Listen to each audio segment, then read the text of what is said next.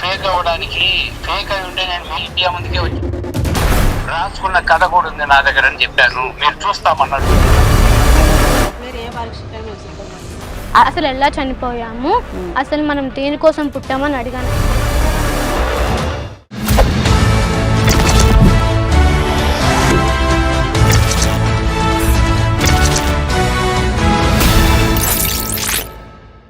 అందరికీ నమస్కారం. నేను Swaroopa Potlapalli. Welcome to iDream. పూర్వజన్మ, పునర్జన్మ, గత జన్మ ఇలాంటి మాటలన్నిటిని మనం సాధారణంగా వింటూనే ఉంటాము. తాను గత జన్మలో నాగరాణినని, తనకి గతం గుర్తొస్తుందని చాలా కాలంగా హైదరాబాద్కు చెందిన భవిత అనే అమ్మాయి చెబుతూ ఉండడం వైరల్గా మారింది. ఇదిగోండి, ఇక్కడ వీడియోలో కనిపిస్తున్న అమ్మాయే భవిత. ఇక్కడ కనిపిస్తున్న ఆవిడ భవిత తల్లి సుభాషిణి గారు. వీరిద్దరిని నేను గతంలోనే ఇంటర్వ్యూ చేశాను. వారు చెప్తున్న విషయాలకు సంబంధించి నాకున్న డౌట్స్ అన్నిటిని కూడా క్లియర్ చేసుకునే ప్రయత్నం నేను ఆ ఇంటర్వ్యూలో చేశాను. అయితే అసలు ఈ భవిత ఏం చెబుతుందంటే, వీరి స్వస్థలం కడప జిల్లా, ప్రస్తుతం హైదరాబాద్లోని పటాన్ చెరువు వద్ద ఉంటున్నారు. అయితే తనకి గత జన్మ గుర్తొస్తుంది. గత జన్మలో తాను నాగరాణిని, తనని తన ప్రియుడైన నాగరాజుని కొంతమంది వ్యక్తులు చంపేశారు. తమకి సంబంధించిన విగ్రహాలు విజయనగరం జిల్లాలోని ఓ టెంపుల్లో, కాళీ టెంపుల్లో కింద ఆ ఆలయం కింద, ఆలయ ఆవరణంలో ఉన్నాయి అని చెప్పి భవిత చెబుతోంది. ఆ విగ్రహాలన్నిటినీ బయటకు తీసి, వాటితో పాటు ఉన్న శివలింగాన్ని కూడా బయటకు తీసి పూజలు చేస్తే తమ ఆత్మలు శాంతిస్తాయని భవిత చెప్పడం జరుగుతోంది.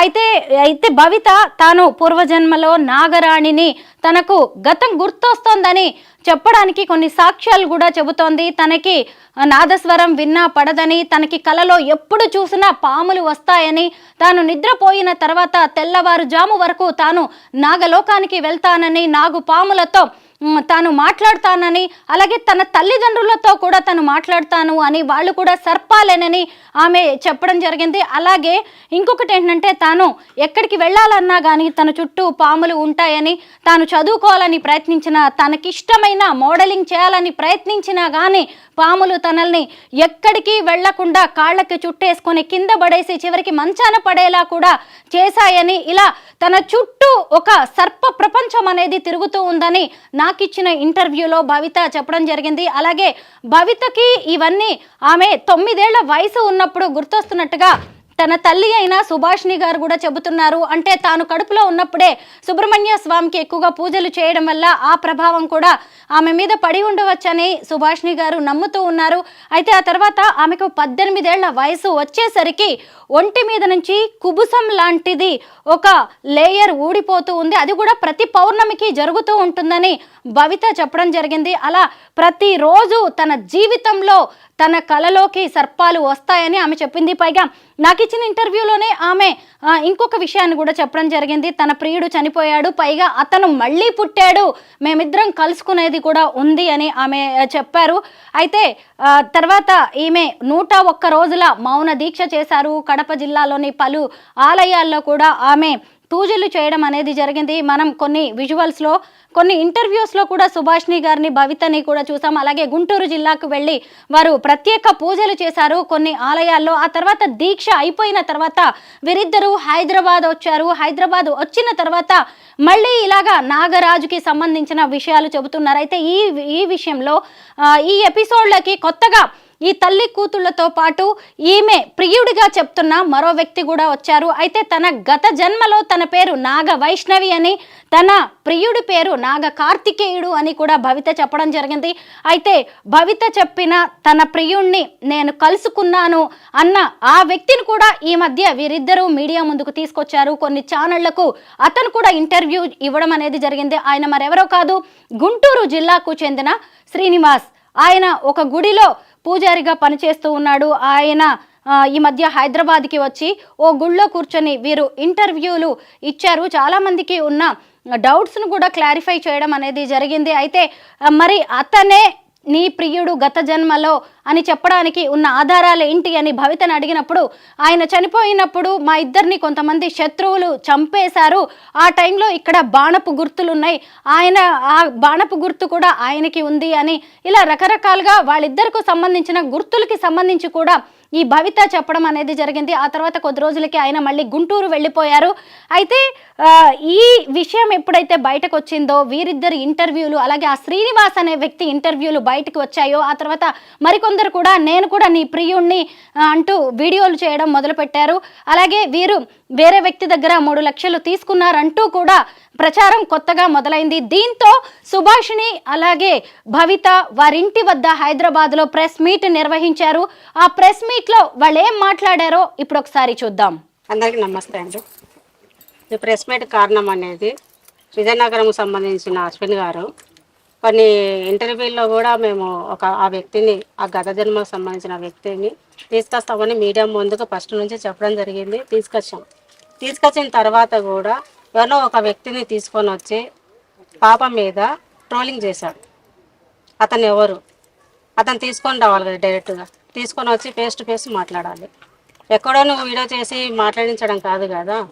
3 లక్షలు తీసుకున్నాను, మీడియా అంతా రాండి అన్నారు కదా. మీడియా వాళ్ళ ముందని ఆయన 3 లక్షలు మాకు ఇచ్చాడా, ఎవరికి ఇచ్చారు, ఫేస్ టు ఫేస్ మాట్లాడాలి. ఎవరు ఎంతగా డబ్బులు ఇచ్చారు, తీసుకున్నారు, ఏ కారణంతో ఇచ్చారు, అది మాకు చెప్పారు. చూశారు కదా భవిత తల్లి సుభాష్ని గారు ఏం చెబుతున్నారో. తాము ఎవరి వద్ద డబ్బు తీసుకోలేదని, అయితే తన కూతురుకి గత జన్మ గుర్తొచ్చింది కాబట్టి విజయనగరం జిల్లాలో కాళికామాత ఆలయంలో ఉన్న విగ్రహాలను బయటకు తీసి పూజలు చేస్తే ఆమె ఆరోగ్యం బాగుపడుతుందని తల్లిగా తాను ఆవేదన చెందుతున్నానని సుభాష్ని చెప్పడం జరుగుతోంది.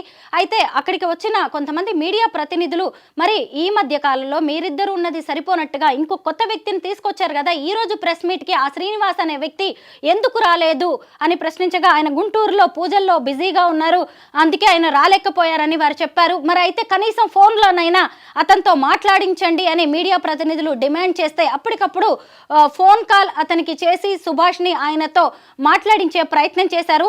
ఇంతకీ ఈ నాగరాణి అని తాను కూడా భవితను నమ్ముతున్నానని, అలాగే ఆమె పలువురికి ఇచ్చిన ఇంటర్వ్యూలు చేసి తానే గుర్తుపట్టానని, తామిద్దరం కూడా గత జన్మలో ప్రియుడు ప్రియురాలు అని ఆయన ఒప్పుకున్నారు. ఇంకొకటి ఏంటంటే ఆ శ్రీనివాస్ అనే వ్యక్తి గుంటూరు జిల్లాకు చెందిన వ్యక్తి. ఆయన వయసు 52 ఏళ్ళు, ఇక్కడ ఉన్న భవిత వయసు 22 ఏళ్ళు. అంటే వీళ్ళిద్దరికి మధ్య 30 ఏళ్ల గ్యాప్ ఉంది. అంటే తామిద్దరం 30 ఏళ్ల గ్యాప్తో పుట్టామని, తనకి ఆల్రెడీ పెళ్ళైపోయిందని శ్రీనివాస్ రెడ్డి ఇంటర్వ్యూల్లో చెప్పడం అనేది జరిగింది. అయితే ఈ ప్రెస్ మీట్లో అతనితో మాట్లాడించమని మీడియా ప్రతినిధులు అడిగితే సుభాష్ని కాల్ చేశారు. ఆయన ఏం చెబుతున్నారో ఇప్పుడు విందాం. కుంభమేళ జరుగుతుంది కదండి. కుంభమేళ జరుగుతున్నప్పుడు మా టెంపుల్లో డైలీ అభిషేకాలు జరగాలి. అభిషేకాలు చేయాలి కానీ మీరు అడగాలి కదా. ఇంకా నేను వచ్చిన రోజు మీరు ఎంత టైం ఏం తీసుకొని అడిగి రాసుకున్న కథ కూడా ఉంది నా దగ్గర అని చెప్పాను. మీరు చూస్తామన్నారు. నేను డైరెక్ట్ కాదు, ఆ రోజు నాకు గుర్తొచ్చి నేను పేపర్ మీద రాసుకున్నా. నేను ఫేక్ అవ్వడానికి ఫేక్ అయి ఉంటే నేను మీడియా ముందుకే వచ్చి పశువుగా మారుతుంది శరీరం అని ఎంతో మందికి వాళ్ళ అమ్మగారు ఫోన్ చేశారు. ఆ టైంలో వచ్చి మీరు మీడియా వచ్చి చూసి పరీక్షించాలి మేడం. వాళ్ళ అమ్మగారు అక్కడే ఉన్నాడు, అడగండి. లేదు, నాకు గుర్తొచ్చిన ప్రతిసారి నేను రాసుకున్నాను. మీడియా పిచ్చోళ్ళని ఎవరు అనట్లేదు. ప్రూఫ్స్ కావాలి కదా. ఎప్పటికీ థియరీలు వర్కౌట్ అవ్వవు, ఎవిడెన్స్ ఇది తెలుసో తెలియదు. ఎవిడెన్స్ ఉంటేనే ఎవరైనా ఏదైనా నమ్ముతారు. ఇప్పుడు ఎవిడెన్స్ ఉండడానికి 30 సంవత్సరాలకు 50 సంవత్సరాలకు చనిపోయి మా ఇంట్లో అది నా భర్త అది ఆ పిల్లలు ఆ ఊరు నాది అని చెప్పగలుగుతుంది. ఎప్పుడు కొన్ని వేల లక్షల సంవత్సరాల కిందట చనిపోయిన వ్యక్తి పుట్టినప్పుడు ఎన్నో సంవత్సరాలు భూమి కిందికి మిందికి పడుతుంది. పడిన తర్వాత జనాలే పుట్టినప్పుడు నరులే పుట్టినప్పుడు పుట్లో ఎట్లా ప్రూఫ్ చూపిస్తారు? ఆడవాళ్ళు మేము అక్కడ చూపించాము, విజయనగరం అని చూపించాము. అయితే ఇప్పుడు ఈ సుభాషిణి భవితతో పాటు ఆమె కుటుంబ సభ్యుల మీద కూడా చర్చ జరుగుతోంది. మరి మీరు అందరినీ మేము నాగరాణిలం, నా కూతురికి గత జన్మ గుర్తొస్తుంది అని చెప్పి మీరు చెబుతున్నారు కదా, అసలు మీ కుటుంబ సభ్యులు మీ మాటలు నమ్ముతున్నారా అని మీడియా రిప్రజెంటేటివ్స్ అడిగితే చాలా వీళ్ళ దగ్గర నుంచి సరైన సమాధానం రాలేదనే చెప్పాలి. ముఖ్యంగా భవిత తండ్రి ఎక్కడా, మీ భర్త ఎక్కడా అని అడిగితే కూడా ఆమె చాలాసేపు మౌనంగా ఉన్నారు. కనీసం ఫోన్ చేసైనా మాట్లాడించండి అన్నా కానీ వారి దగ్గర నుంచి ఎలాంటి సమాధానం రాలేదు. ముఖ్యంగా అందరూ కూడా ఒక్కటే మాట అన్నారు, మీ హస్బెండ్ మీ కుటుంబ సభ్యులే నమ్మనప్పుడు మమ్మల్ని అందరినీ ఎలా నమ్మించాలని చూస్తున్నారు అని చెప్పి సుభాష్ని అలాగే భవితను అడగడం జరిగింది. అలాగే భవితకు సంబంధించి నువ్వేం చదువుకున్నావు అంటే నేను 5th or 6th వరకే చదువుకున్నాను, సరిగ్గా రాయడం చదవడం కూడా రాదు అని చెప్పి భవిత చెబుతూ ఉంది. అయితే ఇప్పుడు తన కుటుంబానికి సంబంధించి మీడియా మీడియా ప్రతినిధులు అడిగిన ప్రశ్నలకు వీరి దగ్గర నుంచి వచ్చిన రెస్పాన్స్ ఏంటో చూడండి. కుటుంబ సభ్యులు రాని రాకపోని నిజం ఉన్నప్పుడు సరే, ఏదో ఒక కుటుంబ రోజు సభ్యులు నమ్మరమ్మా. మీ భర్త నమ్ముతారు కదా. నమ్మకపోని మీరు నేను చూపించేది వాస్తవాలనికి నేను ఎక్కడ చెప్పాను, విజయనగరానికి గుడి గురించి చెప్పాను. అది వెలికి తీయాలండి, మా ఫ్యామిలీకి ఎఫెక్ట్ కొడుతుంది, పాపకు కూడా ప్రాబ్లం అవుతుందండి. అది తీస్తే గనక మా కాడికి కంప్లీట్ అవుతుంది, పాప లైఫ్ ఇంజక్షన్ వేసి చంపేయమని చెప్పారు నా కుటుంబ సభ్యులు. మరి నిజాన్ని నేను బయటకు పోరాడుతున్నా, నేను నా బిడ్డ కోసం నేను పోరాడుతున్నా. అందరూ వదిలేసినట్టు నేను తల్లిని వదిలేస్తున్నా, కన్న తల్లిని. ఏ కన్న తల్లి వదిలేస్తుంది బిడ్డల్ని? ఇప్పుడు మీరైనా వదిలేస్తారా మీ తల్లిని? తన భర్త తన కూతురు ఇలా గత జన్మ గురించి మాట్లాడుతుంటే ఇంజెక్షన్స్ ఇచ్చి చంపేయమని చెప్పాడని, అందుకే తాను దూరంగా ఉంటున్నానని, తన బిడ్డ కోసం తాను ప్రయత్నిస్తున్నానని సుభాషిణి చెబుతున్నారు. అయితే మొత్తం మీద అక్కడికి వచ్చిన మీడియా ప్రతినిధులు రకరకాల ప్రశ్నలు వీరిని వేయడం జరిగింది. అయితే చాలా వాటికి వారి దగ్గర సరైన సమాధానం లేదు. ముఖ్యంగా ఈ భవితకి సంబంధించి కూడా వారు కొంతమంది అయితే పర్సనల్గా ఇంటర్వ్యూ చేయడం జరిగింది. అసలు నాగమణి అంటే ఏంటి, నాగబంధనం అంటే ఏంటి, అసలు ఈ నాగ కార్తికేయుడు నిజమేనా, మీరందరూ కలిసి ఎందుకు ఇలా ఒక డ్రామా ఆడుతున్నారు అంటే అడిగిన ప్రశ్నలకు కూడా వీరి దగ్గర నుంచి సరైన సమాధానాలు రాలేదు. పాతాళ లోకంలో ఉంటుంది, భూలోకం కింద మన భూమి కింద ఉంటుంది. నేను బుక్కులు ఏం చదవను, తర్వాత సినిమాలు కానీ ఇవన్నీ చూడట్లేదు కూడా. వచ్చిన తర్వాత నేను అవి చూసుకుంటూనే ఉన్నాను. అంటే కనుక ఏమైనా చదువుకోవాలని ట్రై చేస్తాను. 9 years నుంచి అక్క ఇదంతా నేను దైవ సర్పన్నక్క. 1 year నుంచి మీరు అంత ముందు మీరు ఎందుకు వచ్చారు, మీరు రాలేదు అందుకుంటున్నారంటే, మేము ఆ విజయనగరం టెంపుల్ గురించి వాళ్ళతో మేము మాట్లాడితే ఆయన రెస్పాన్స్ అవ్వలేదు. రెస్పాన్స్ అవ్వకపోయేసరికి నాకు పాప వాళ్ళతో కూడా మేము చెప్పించాము, యాగరెడ్డి గారితో కూడా చెప్పించాము, పాపకి ఇబ్బంది అవుతుంది, ఒక్కసారి వాళ్ళతో మాట్లాడండి వెళ్దామంటే వాళ్ళ భార్య లేపుతుంది, లేదంటే వాళ్ళ కొడుకులు ఫోన్ లిఫ్ట్ చేస్తున్నారు అన్నాడు. నేను కూడా ఫోన్ చేసినప్పుడు వాళ్ళ నాన్న మాట్లాడలేదు, వాళ్ళ కొడుకే మాట్లాడినాడు. మా నాన్నగారికి ఇష్టం లేదండి తీయడానికి అన్నాడు. ఆ రికార్డింగ్ నా దగ్గర ఉంది. వాళ్ళ కొడుకే మాట్లాడినాడు, వాళ్ళ నాన్న మాట్లాడలేదు. నేను ప్రసాద్ గారితో కూడా నేను మాట్లాడించిన, ప్రసాద్ గారితో మాట్లాడించినప్పుడు కూడా ఆయన మాట్లాడలేదండి. ఆయన కనుక ఫోన్ చేస్తే కనుక మాకు ఫోన్ ఇవ్వద్దండి, ఆవిడతో మాట్లాడతా అని చెప్పాడు. అవన్నీ నా దగ్గర ఉన్నాయి, నేను తీసుకొని పోతా విజయనగరానికి. నేను విజయనగరం టెంపుల్లో విగ్రహాలు లేకపోతే కనుక మీరు మమ్మల్ని ఏ పరీక్షించుకుంటారో, ఏ శిక్ష వేస్తారో వేయండి అని చెప్తున్నాను నేను ప్రతి ఒక్కరికి. మా తప్పు మీరు ఇప్పుడు నిజాన్ని బయటికి తీసేది, అబద్ధాన్ని బయటికి తీసేది కూడా మీడియానే. నేను మీడియాని సపోర్ట్ ఎందుకు తీసుకున్నా అంటే నిజాన్ని బయటికి తీస్తారనే నమ్మకంతో నేను మీడియాని కలిశాను. అంతేకాని నేను మోసం చేస్తున్నా, జనాలతో నేను సొమ్ము తీసుకుంటున్నా, ఇంకొకరి దగ్గర నేను మోసం చేసుకుని దాచుకుంటున్నా కాదు. ఏదో కొంతమంది అంటున్నారు కదా, ఒక్కొక్కరి మగపిల్లలకి పెళ్ళిళ్ళు కాకుంటే వాళ్ళకు పరిహారం చేస్తుందని. నా ఇంటికి ఎవరు క్యూ కడుతున్నారు చూపించండి. మీడియా నమ్ముకొని వచ్చిన నేను, మీడియా ముందుకు ఎందుకు వచ్చిన, మీడియా వాస్తవాలు బయటకు తీస్తుందని. నా దగ్గర తప్పు ఉంటే కనుక మీడియా ముందని ఏ శిక్ష వేస్తారో వెయ్యండి. గవర్నమెంట్తోనే నేను ముందు వెళ్ళడానికి తీయడానికి నేను సిద్ధంగా ఉండా. గత 10 నెలలుగా భవిత అలాగే సుభాషిణి ఈ గత జన్మ గురించి, అలాగే నాగరాణి, నాగ ప్రపంచం గురించి, నాగలోకం గురించి, నాగమణి గురించి అనేక ఇంటర్వ్యూల్లో అనేక స్టూడియోలకు వెళ్ళి మాట్లాడడం అనేది జరిగింది. మొత్తం మీద వీరు కొన్ని విషయాలు చెబుతున్నా, అయితే వీరు చెప్పిన దాంట్లో నిజం ఎంత అబద్ధం ఎంత అనేది ఇంటర్వ్యూలు చూస్తున్న మీ అందరికీ తెలుసు, వీళ్ళని దగ్గర నుంచి చూస్తున్న మీడియా ప్రతినిధులకు కూడా అర్థమవుతూనే ఉంది. అయితే ఎవరికైనా గత జన్మ గుర్తొచ్చినా కానీ దానికి సంబంధించి డీల్ చేసే విధానం ఇది కాదు.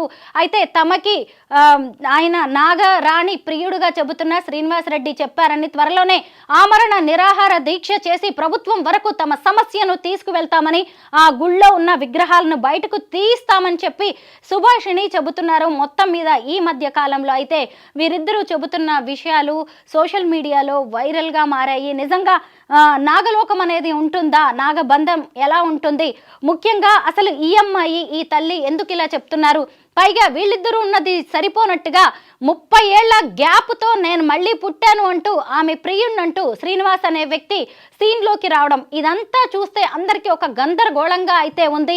అయితే వీళ్ళు త్వరలోనే విజయనగరం వెళ్తామని, అక్కడి నుంచి ఆ గుళ్ళోని విగ్రహాలను తీయిస్తామని, అదే తమ లక్ష్యమని, తాను తప్పు చేసినట్టుగా తేలితే, లేదంటే అక్కడ మొత్తం తవ్విన తర్వాత విగ్రహాలు కనుక లభించకపోతే మీరే శిక్ష విధించినా కానీ తాను సిద్ధంగా నేను ఉన్నానని సుభాష్ని సవాల్ విసురుతున్నారు. మొత్తం మీద వీరు చేస్తున్న హంగామా ఎక్కడికి చేరుతుందో, మరి శ్రీనివాసరెడ్డి ఆదేశాల మేరకు వీరు ఆమరణ నిరాహార దీక్ష చేస్తారా, నెక్స్ట్ వీరి స్టెప్ ఏంటి అనేది మాత్రం చూడాలి. మొత్తం మీద అసలు గత జన్మ, పూర్వజన్మ, పునర్జన్మ ఇవన్నీ ఉంటే గనక ఈమె చెప్తున్నది నిజమెంత? పైగా మీడియా ప్రతినిధులు అడిగిన కొన్ని ప్రశ్నలకే వీరు సరైన సమాధానాలు చెప్పలేకపోయారు. మొత్తం మీద ఇక మీదట ఈ ఎపిసోడ్లో, ఈ నాగరాణి ఎపిసోడ్లో ఏం జరగబోతుందో చూడాల్సి ఉంది. అయితే ఇంకొక వైపు ఇంకొందరు వ్యక్తులు కూడా నాగరాణి ప్రియుణ్ణి నేనే అంటూ వీళ్ళని సెటైరికల్గా ఇంకా అలాగే వేరువేరుగా రకరకాలుగా మాత్రం వీరితో టచ్లోకి రావడం జరుగుతుంది.